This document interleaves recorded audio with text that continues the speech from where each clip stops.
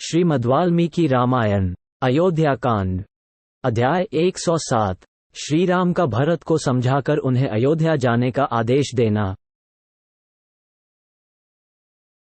जब भरत पुनः इस प्रकार प्रार्थना करने लगे, तब कुटुंबीजनों के बीच में सत्कार पूर्वक बैठे हुए लक्ष्मण के बड़े भाई श्रीमान रामचंद्र जी ने उन्हें इस प्रकार उत्तर दिया।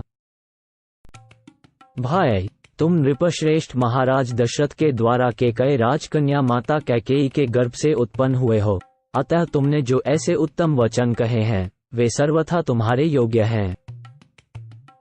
भैया, आज से बहुत पहले की बात है, पिताजी का जब तुम्हारी माताजी के साथ विवाह हुआ था, तभी उन्होंने तुम्हारे नाना से कैकेयी के पुत्र को राज्य देने की उत्तम शर्त कर ली थी।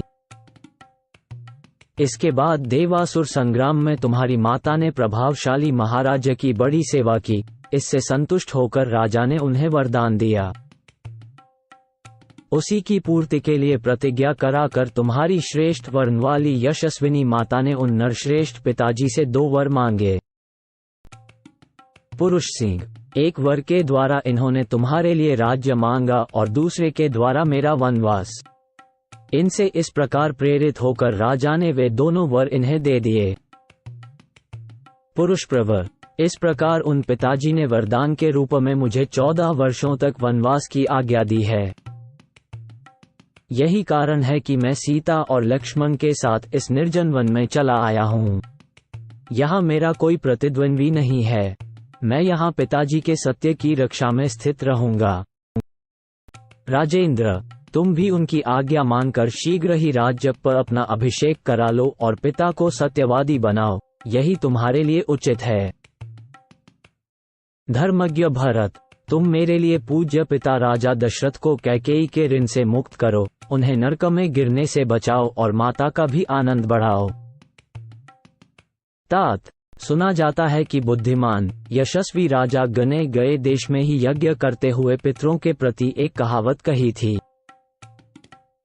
वो इस प्रकार है, बेटा पुत्र नामक नरक से पिता का उद्धार करता है, इसलिए वो पुत्र कहा गया है।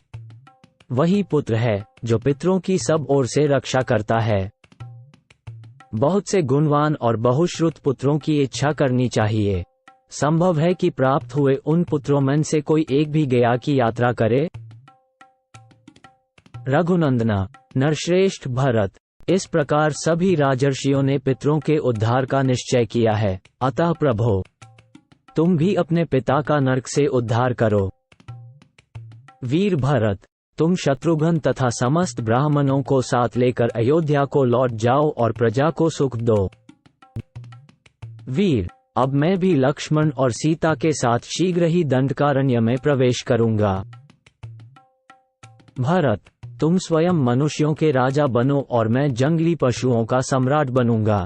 अब तुम अत्यंत हर्षपूर्वक श्रेष्ठ नगर अयोध्या को जाओ और मैं भी प्रसन्नतापूर्वक दंडक वन में प्रवेश करूंगा।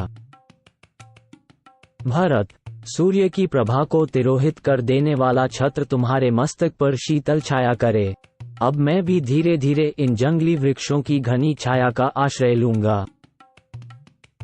भरत, अतुलित बुद्धि वाले शत्रुघ्न तुम्हारी सहायता में रहें और सुविख्यात सुमित्रा कुमार लक्ष्मण मेरे प्रधान मित्र सहायक हैं।